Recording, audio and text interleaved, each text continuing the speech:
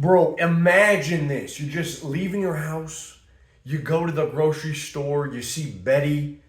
What up, Betty? Betty, how you doing, my girl? How you doing? She calls you freaking sugar. You ever been called sugar by a woman? Oh my! Or what are the southern ladies? They call you honey. When they call you that, it like melts your heart a little bit. You feel good. You're like, damn, I feel good right now. Imagine you go to the butcher. Jimmy, what's up, Bella? What's up, baby? How you doing? He's like, hey, buddy, I got your beef tallow in stock for you today. I got your beef tallow. We've been saving it. You know, no one wants this shit. I don't even know why you want it. I don't know what you're doing with it. But, you know, here it is for you, buddy. So you get yourself some beef tallow. Then you go to the gym. If you go to the gym and you see, you know, man, I don't know, whoever is at the gym. But, dude, listen, here's what I'm saying. Just imagine if people knew your name. Imagine if people knew your name.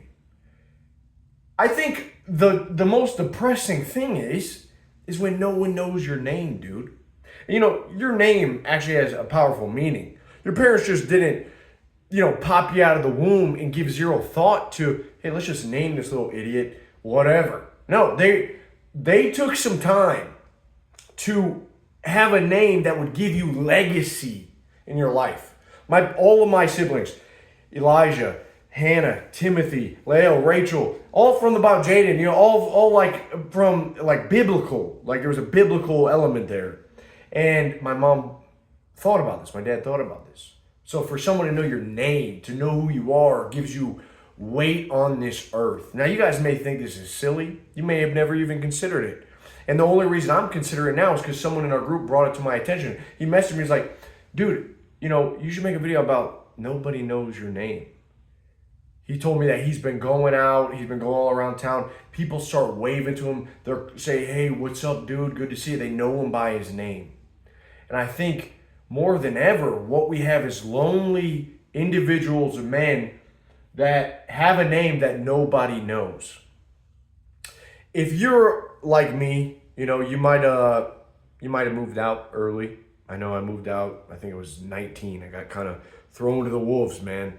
And the best thing that I could tell you, you know, when you're moving out of the house, whatever community you're at, get integrated. Get integrated, man. Go to the library, meet the librarians, meet the guy that works behind the desk, meet the guy at the gym, go to a local cafe, go to the butcher's, get integrated into your community or you are going to be a recluse.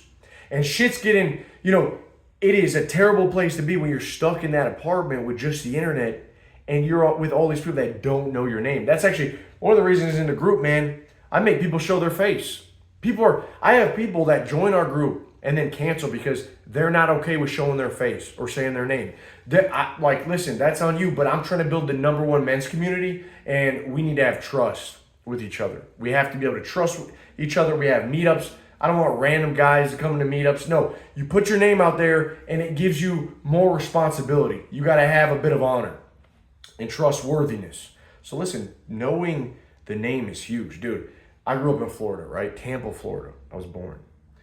And my dad, I've told this story before, but my dad was known by everyone. He was going to the auctions. He was an auctioneer. Ben, I'm going to give him $5, bucket and a half. You know, give me $10 sold to the man on the left. He would do that. He would also do flea markets. And I would go with him to the flea markets. He was a big man on campus, 6'4", 300 pounds. People like Billy Bob, they knew him everywhere. All the vendors knew him. When he had a diner that he would frequent, he would bring me with him. The waitress knew him. They knew his order. He had a tab there because everyone trusted him. He was known when he had a shop. Everyone in the city knew who Billy Bob was. Billy Bob Long. He had a truck. It said Long Liquidators. Buy, sell, and trade. And then on the side it says Jesus is Lord. So everyone knew him. Right? Everyone loved this guy. He made people feel welcome, comfortable, friendly manner. Everyone in the church knew who Billy Bob was. We moved up to Ohio. He didn't know anybody. He did not know anybody, dude.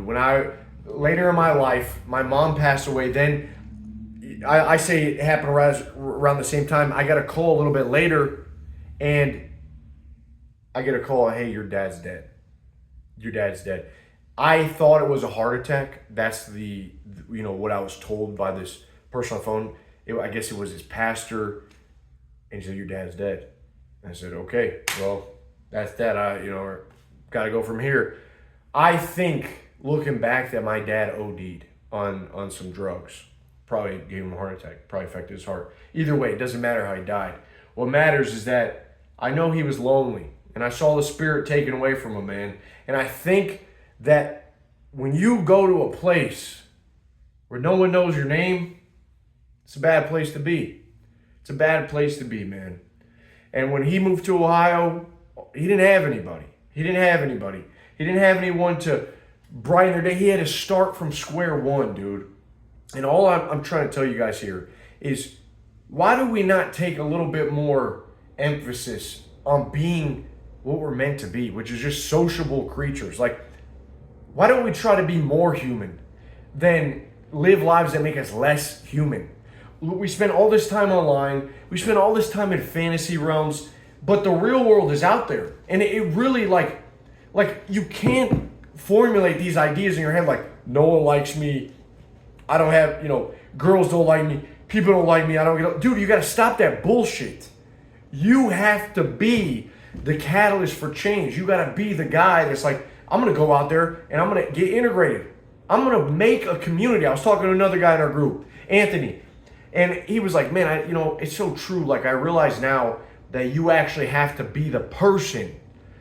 You can't wait for your friends to invite you out. You can't wait for people to come to you. You actually, as hard as it may be these days, have to scoop the nuts and go out there and build a community. Like, you really have to build a community from the ground up. And if you don't do that, well, you pay the price. You're like a cast out prince that just lost his kingdom, that lost his people, and that lost the love of the people. I think it's very sad when we see these lonely men that have no one to turn to and just isolate themselves. So I just want to give you a bit of a spark, man, a little bit of a spark to tell you, hey, this is what you got to do. And I know it's like, I just moved. I'm trying to get out there, right? I'm trying to get out there. Like I said, I went to a new butcher. I got a jiu-jitsu gym. I've been to 2 libraries now, just getting a library card, talking to the librarians, getting to know people more, like being a little, it's so easy for me to be, you guys think I'm super talkative and extroverted, right? I talk a lot for about 10 minutes here. I don't talk that much, man. I'm pretty I like it when I'm in the fritz. I always notice when it comes time to be social, I love it, dude. I love it. To be honest, I used to get very nervous to be social because a lot of times, maybe you can relate to this, there's days that just go by where you don't really talk to that many people, weeks. You're not really, maybe you work from home, you don't really talk to many people. My earlier 20s was like, man, okay, we're going out on this Friday, or like there's a party I was invited to, and you run scenarios through your head, right? You run these scenarios like, how am I supposed to act? Or, dude, you're fine. You don't need to worry about how you act. You're just fine. You built the ship, let it sail, all right? You built the ship. You've done what you've done. You've lived your life. You're going to be just fine. This overthinking is bullshit, and it keeps you from not having faith that you're going to operate and be a likable person, that you're going to meet good people and attract the right people in your life, right? Too much thinking, again, it's the devil. It's the devil. Thoughts are lies. Stop trusting your freaking thoughts, dude. Doubt all the thoughts. They're driving you crazy. I don't know what it is, but sometime after 25, I think just the repetition, the experiences of life made me calm the fuck down a little bit. Like, my brain maybe was a bit numb. So okay, I've done this so much. Like, I don't care. I don't care how I'm perceived. No one actually gives a damn about me. No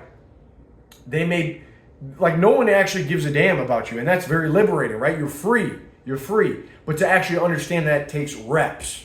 It takes reps. Everyone's very focused on their life. So you got to just keep going out there, keep showing up. So that's all, man. It's very important. I hope that you guys will make an effort. Make an effort to get involved with your community. I'm doing it. I welcome you to do it, right? But you have to be the leader. More than ever, it's called upon you to be a leader, to go out there, to make change, and to get your name known. That's part of being Thumos, high Thumos. Thumos is recognition, spiritedness. It wants to go out. It wants to be seen, illuminated under the sun, in the community, within groups. It is coming out. It's not meant to be in a cave, laying down and rotting. So go out there, let people know your name. Your life will be better for it. Keep it at Thumos, and I'll see you soon. Peace.